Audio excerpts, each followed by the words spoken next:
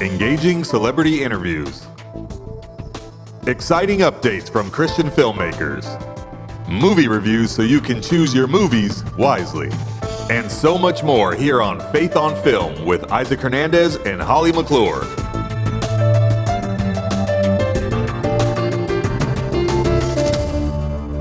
Hello and welcome to this week's episode of Faith on Film. We have what I'm going to call a potpourri of a show. That's right, we have 3 interviews for you today on the show.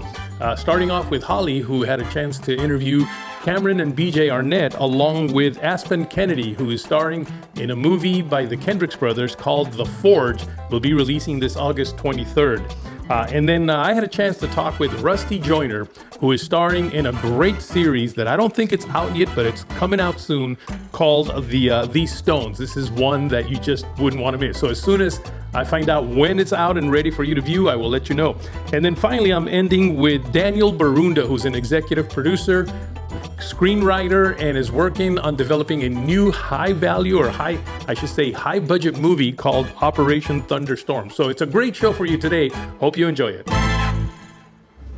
Okay, with me are dear friends who are, you've probably seen them in so many things actually. I can name the list of movies they've been in, but Cameron and BJ are here, Arnett, talking about a new project, a new film that's coming out, and I want y'all to hear all about it. Welcome, you guys, first of all. Thank you. Thank you so much for having us, but also we want to make sure that we introduce you to the newest member of the family of what God is doing, Aspen Kennedy. He is the lead of The Forge coming up in August, and we're just really fortunate to be a part of what God is doing with the The Forge. Yes. Okay, and this is a Kendrick Brothers film, Correct. right? Which I love, and I followed from the very first movie Facing the Giants they ever did and came out with. So, I mean, I love these guys, the way that they make movies. Why is The Forge so different from whatever else they've done, other films? I feel like it still has the heart and the story of the compassion of Jesus, you know, what he does and what he wants to do through us, but this one is way different, but in a good way. Quincy, what's the story about? Well, the story is about this young man over here who is living a life that, you know, we all have out in the world, doing whatever we want to, and God gets a hold of him, and basically he learns the love and the heart of the Father, and it's just a wonderful thing to watch. And you two get to play husband and wife. Isn't that funny? I mean, in film and real life, And real right? life. In real life, and not many people get to do that. Did I hear you say like you get a kissing scene? We actually get to do the first Kendrick brother kiss on film. Husband and wife, and Are you I serious? tell This is the everyone first time. that, you know, I got paid to kiss my wife on screen, so you know, I love it. You can't do better than that. I And love when it. they said cut, we said, we need to do that again. one more. Did you really? I bet you did. Oh, that's too funny. Did you get a good one? Was that a good scene? Oh yeah. Good Oh kiss? yeah. Oh yeah. Oh yeah. We practice at home. Yeah. But this is okay. Now, are you the parents of? No, we're not the parents. We actually, you know, if you We can can't call tell it that, in a sense okay. of surrogate parenting, you know, in a sense of in God's stead. Yeah. Yes. And so we definitely become a part of His life, but it's really the trek of how God takes a life and makes it something that is, you know, transformed. Oh, wow. Okay, where is it going to come out, and how can people find out about it? August. It's coming out August 23rd, 2024, and it's going to be theaters everywhere. But we want to tell everybody, please, it's the opening weekend. Yes. You got to get out there. You got to see it. That's the most important time. Yeah. It is. We It need you is. there. And is there a website that we can go to, or people can go to That keep in touch? is, absolutely, that is theforgemovie.com. Okay, forgemovie.com. And this is, I think, a unique film, unlike any other the Kendrick Brothers have made. I mean, every movie is different, but this really is a different focus and a different audience almost. But I think everyone's going to love it. They're going to really connect. I do too. I think all their films like have built to this point. Yes. You know, everything, you know, because this is like in the War Room universe, and everything kind of like brings you up to the point of where we are now. Yes. And we get to really see God just grab somebody and change them. Yes. Yeah. And for a young actor, and you know, was anything real close to the life of people you've known or you've come out of, or is it a completely different character you've ever played? Similar character, however, like it's like my personal life, this is my first time being able to be poured into from like father figures too, so it was definitely a blessing and an experience for me too. Yeah. Yeah, so it's completely a blessing. Is this the first faith-based film you've worked on? Yes. Have you done other films? Like Lifetime TV movies, mostly television, but I want to stay strictly. So kind of a different set, right? Yeah. And a different environment? Totally. Were you praying on other sets? Or I take my anointing wherever I go. There you That's go. it, yeah. But this young man is in love with Jesus, so Yes, we're yes. praying that God has, now that he's opened the door, Yes. that we'll see him in so many more films that promote Christ. Yes. I bet you will. And I mean, it's important because you can be a role model Yeah. to so many Yes, people watching this yes. movie and go, wow, I'm connecting with him. I identify with him. I mean, really. And in a day and age right now, don't we need that? Yes, we do. Absolutely. Oh, I'm sorry. I can't wait to see it. Thank you guys for coming on and talking about it. And thank you and congratulations. Thank you so much. Okay. Well, thank you guys. Thank Thank you. you. Appreciate it. You're Good to welcome. see Love you you. as God always. bless. All right, so I'm here right now with Rusty Joyner, and I got to tell you, Rusty, I've been doing camera because I don't have a camera operator, so Holly's been doing all the interviews. But when I heard it was Rusty Joyner, I'm like, hey, I'll find a way to get this so I can do this interview. Rusty, good to have you on the show, man. I seen you in a movie a long time ago that I thought was fantastic. I don't know if you remember that movie. You played a cop, I think, or... It most likely was Voiceless, a film that Yes, released, a that was pro-life the film one. in 2016. Changed my life. Terrific film. So I'm That glad you was watched the yeah. one. But you're here right now because you are in a series, which I love episodic stuff because I can connect and, it's not just that a movie that I watch and it's over, but I can kind of, become almost a part of it. Tell us a little bit about this series. Well, thank you, Isaac. Good to see you too. We could do a bro hug later or before or after. Hey, right now. Just so happy to be here. First of all, thanks to ICBM for bringing us out and shining a light on what we're doing with our TV series. And just so grateful that we can be here and receive so many nominations. It was great to be a part of the event on Wednesday night. And so this series is very special. It's called These Stones, and it is a wonderful real life drama that deals with world issues, just like network television and everything else, but we're just doing it from a different perspective.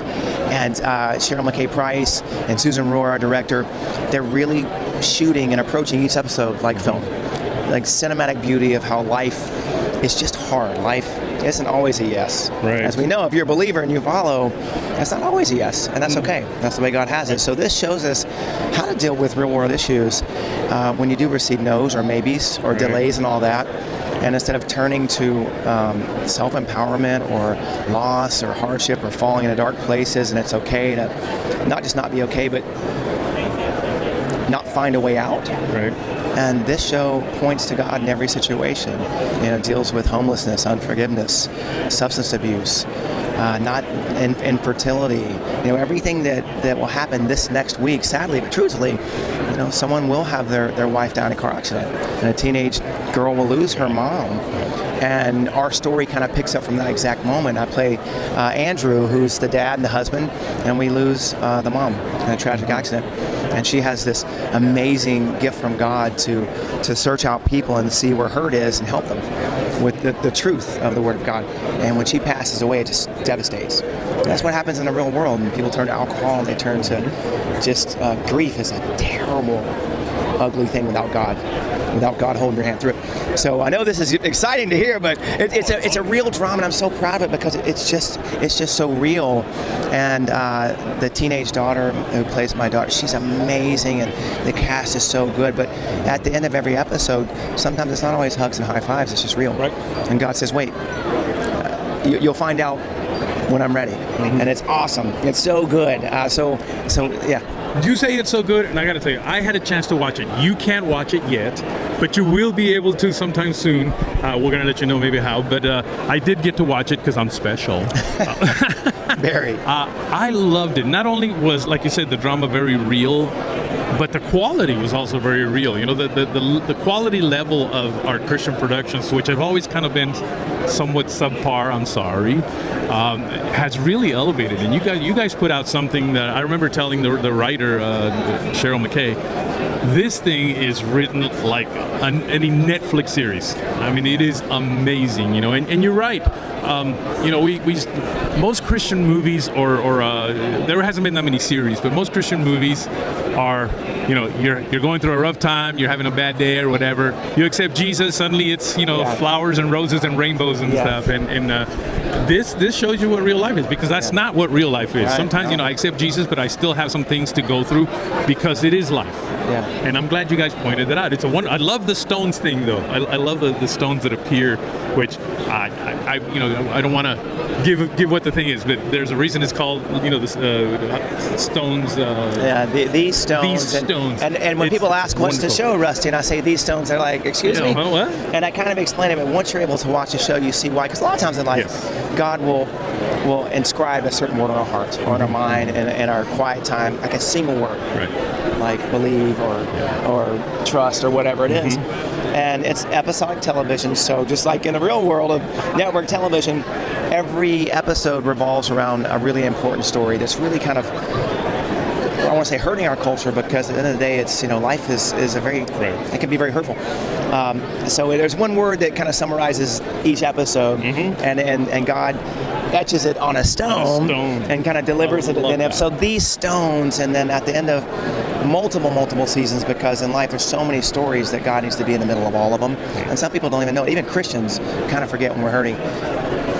Get on your knees. God's there. He's waiting. Well, I hope you guys need a whole quarry of stones, because you got to keep going with it. Or how can people kind of keep up with it and know when it will come out, and where?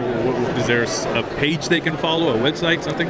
So we are on Instagram, and we are kind of on all social media, and just look up These Stones, the series, and you'll see my face and some other recognizable actors in there, and just kind of like and follow and see what we're doing. So this big event here, the NRB, is big for filmmakers, television or film, because like you said, we have a job to do, not just as filmmakers or actors or producers or personalities of any kind.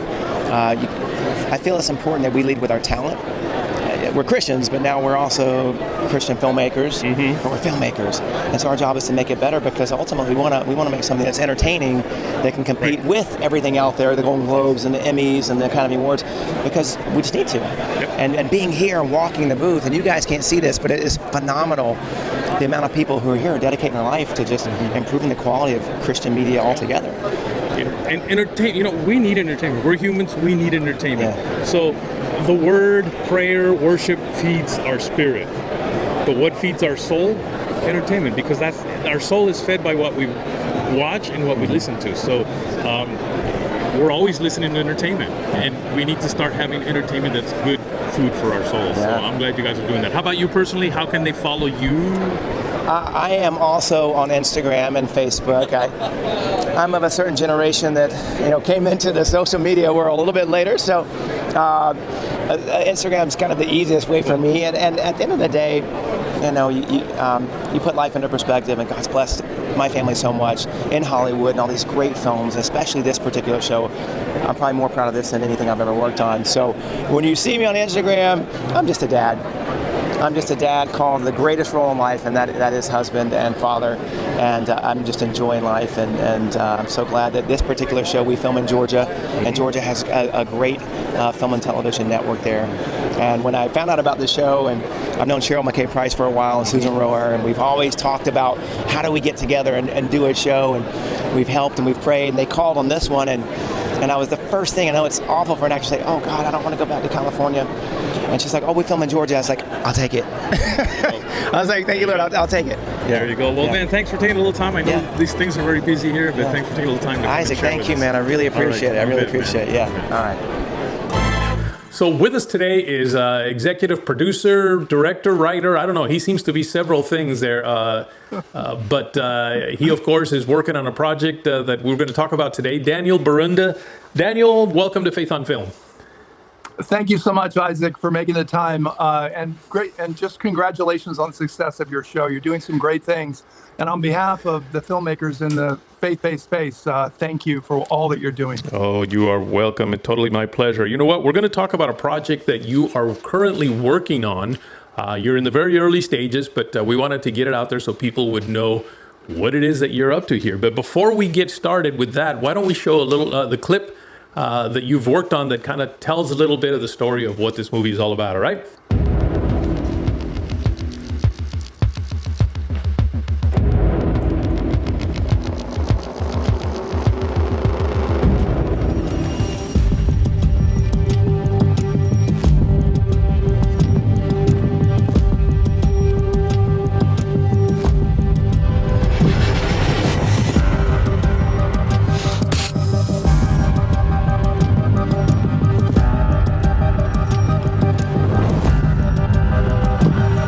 Operation Thunderstorm has everything that a film goer wants. It has espionage, it has sabotage, it has technology. It's historically accurate in a lot of its storyline, and there's a bit of romance there. So I think it has everything. I think it touches every base that a moviegoer will want to see. It's a fascinating journey and a story that's never been told before. I mean, the fact that this jet that we're talking about, the first propellerless jet, was the first of its kind, and it was the fastest jet in the world. And I just feel so strongly that these are just great stories, and it's not just Operation Thunderstorm. It has a sequel that's already been written, and it's already in the bookstores, called Operation Pastorius, which picks up right where Thunderstorm leaves off. So we see this as a potential franchise or a potential series of movies. We have a final draft. We also have finished a pitch deck, which we're going to use to promote and present to potential investors and partners. Raising the bar in terms of the quality entertainment that we want to deliver and we think we can deliver is going toward some sort of a brand that's going to be out there, that when they see Dan's name or my name or our names together, that there's a brand expectation that this is going to be a great experience that every family member can enjoy. Operation Thunderstorm checks all the boxes. I mean, it's a great entertaining film. You don't have the gratuitous violence, you don't have the sex scenes, you don't have the foul language. I mean, it's pure but great, thrilling, clean entertainment. We encourage those who want to partner with us to reach out and start the conversation. Join us as we raise the bar in what we call clean entertainment, and that's really what Will and I are both committed to.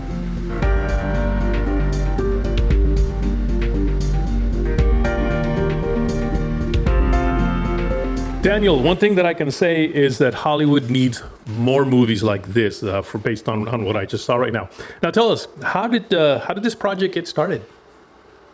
Well, you know what? It really was, an amazing God thing, Isaac. I mean, I had gone to church with Will Ponner when we were going to church together at Grace Community Church, John MacArthur's church. So, that was like 20 plus years ago.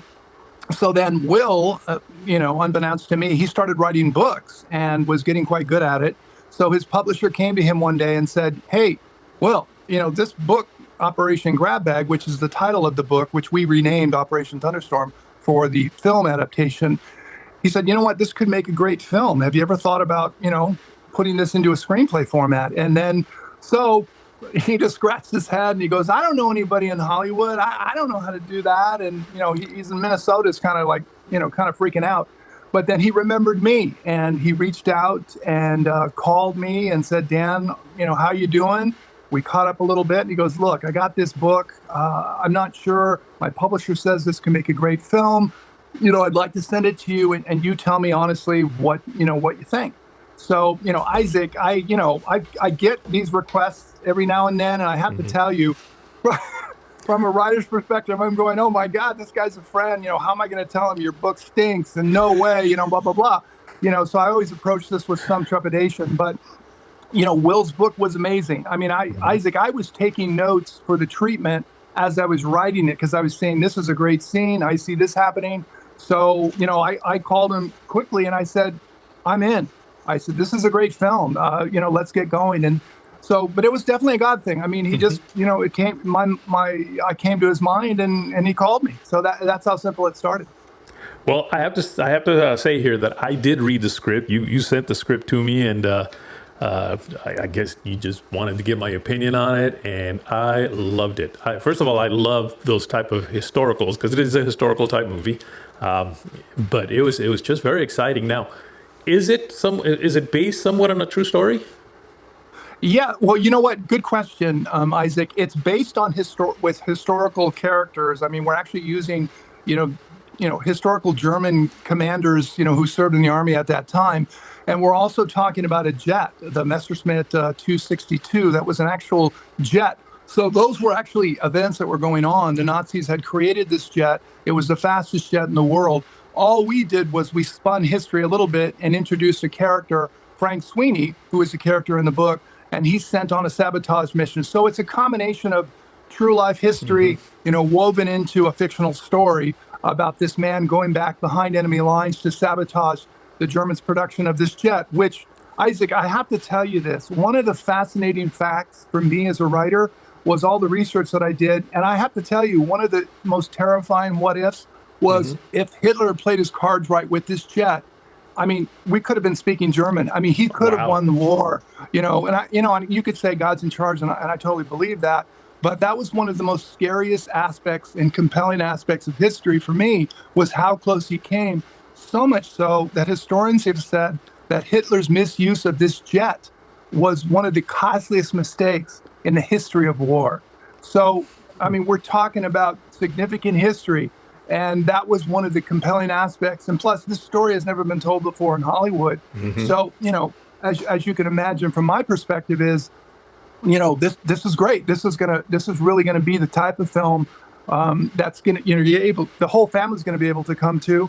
And like you said, has all those compelling ingredients, which I think, which we need today in today's Hollywood. Well, you said something interesting there just a few seconds ago about God, I guess, somewhat being involved in this situation. Would you say that this movie is a faith-based movie? You know what? I am so glad you asked that question, because first of all, I want to give kudos to, the Kendrick Brothers, the Irwin brothers. I mean, Dallas Jenkins, of course, what he's doing with The Chosen. They have done great work. And, I don't want to put a smear or say, hey, the faith-based movement, is not doing great things. It is. It really is. But I think from Will and I's perspective, we don't want to carry that tag for a particular reason, because, frankly, what we've said from the jump is that we don't want to preach to the choir. And I don't know about you, Isaac, but I know a lot of people who are not, Christians, who are, quote unquote, the unchurched. And if you say faith-based, they're going to run for the hills. Right. So, our goal is we want to reach the masses. So we want to make a great film that the whole family can come to, but woven within the context of the story is the faith-based message. So, we're calling it clean entertainment. So what we're trying to do is actually create a whole new brand of, we're saying clean entertainment. And that's going to be what we're going to use as our quote unquote label for the films that we do, not just Operation Thunderstorm, but there's already a sequel, Operation Pastorius, which has already been written. So this is a franchise. This is an ongoing thing. Where this is, when people go to see our name or Will's name, they're going to say, hey, this is going to be a great film. I can bring my whole family. There's not going to be gratuitous, sex. There's not going to be cursing. We're going to be able to bring our whole family and have a great time, and still, get the faith-based message. So we want to be more covert, if that makes sense, and really, do away with that tag, because I don't want to scare anybody off. And we want to reach the masses. That's our goal. That's our mission. You are right. It does make sense, because actually you said that non-Christians would run for the hills when they hear it's a faith-based movie. To be honest with you, there's a lot of Christians that would run for the hills if it's branded a faith-based movie. And the reason for it, unfortunately, is because for the most part, faith-based movies have not been as, I don't want to insult anybody, but have not been to that level many times. And, I almost liken it to church. There's church, and even though, you're encouraged to invite people to church, but for the most part, they probably are, most of the time, they're probably not going to come. Church is for us believers to go in there, get re-energized, get rejuvenated, whatever you want to call it, just, get closer to God. But the church itself then has outreaches, and those outreaches are usually not a church service. There's something different that will attract the non-churched, and then you insert the love of Christ through what you're doing there, not necessarily with a Bible thumping message, just with loving the people, So I think you're definitely onto something on this thing, and that's very, very exciting. And it looks like it's going to be a very high-end Hollywood type movie, by the way. Again, based on the script that I read. If I could throw one more thing in, because I don't want to miss this point, because one thing that I don't think Mel Gibson doesn't get enough credit. I really believe that Mel Gibson really was the one with Passion of the Christ who did a brilliant film, financed it himself, engaged the church. He was the one who really helped launch, quote unquote, this faith-based film movement. And I don't think Mel Gibson gets enough credit. I really think it started with him. And, he's one of the individuals that I'd love to work with, and hopefully will in the future. But I don't think he gets enough credit, Isaac. He's the one who started it. He's the one who made it possible for the Irwin brothers, for the Kendrick brothers, for, Dallas, what he's doing with Chosen. he made it possible. And for the reason is that Hollywood woke up to the reality of, hey, there's money to be made in the quote Christian space. So, hey, let's cater to this market. They're going to spend money. And so I can't say enough about Mel Gibson's contribution to the quote film, faith-based movement. I think he doesn't get enough credit, Isaac. Isn't it just interesting of God that he uses those who probably we wouldn't think would be used? Right. It's a good thing he knows something beyond what we know. So tell me, where are you now in this project? Okay, well, we have a finished draft. Will and I worked tirelessly on making sure that it wasn't just a good script, it was a great script. Yes. I put myself through the ringer of just making it excellent. So we got a great finished draft. We have a pitch deck, we have some promotional videos, which one of them that you just saw.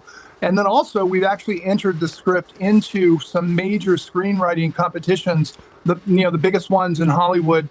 And also, I wish I could name the name of the agency, but it is one of the largest talent agencies in Hollywood. They are actually looking at Operation Thunderstorm. So, we're right on the edge of launching this. And then, of course, what we're going to do is engage studios and independent producers and gather financing and move forward. But I'm very excited about where we are, Isaac, because this is going to be a great film, and it's going to be talked about.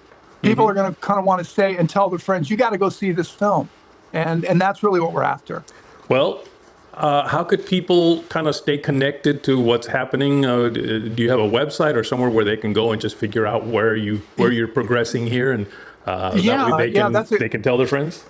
Yeah, that's a great thing. I think you might be posting this, but they can reach me on my email address, dan.borunda@gmail.com. It's very simple. I want to be very accessible, because that's important. I also have a YouTube channel, which hopefully, Isaac, you could maybe post that link to as well. So on my YouTube channel, it goes over, where we are, what's new, what's happening. And also they can email me, because one of the things that I want to do, and I have to say this, Isaac, and I'm just going to be blunt, because I don't think faith-based filmmakers or Christian filmmakers do a great job of making themselves accessible and being available. Because, there's kind of a Hollywood thing where, I want to be open. I want to be accessible. I want to hear from people. And one of the great things is, so far as we've been doing podcasts and doing other promotion, is that I'm hearing from sound composers. I'm hearing from special effects people. I'm hearing from, other people in the film industry who are saying, hey, Dan, I'd love to be a part of what you're doing. So, if you're in the industry, if you have a skill, if you're a composer, if you're a reader or what have you, I'd love to hear from you. If you want to get involved, let us know or email me. I'd love to hear from you. Fantastic. Well, Dan, just blessings on your project, and thank you for coming and sharing that with us today. Write to us at faithonfilmtv@gmail.com. That's faithonfilmtv@gmail.com. Follow us on Facebook, Instagram, and Twitter at faithonfilmtv. Also, go to our YouTube channel, Faith on Film TV, and hit the subscribe button and the bell for notifications on our latest Faith on Film shows.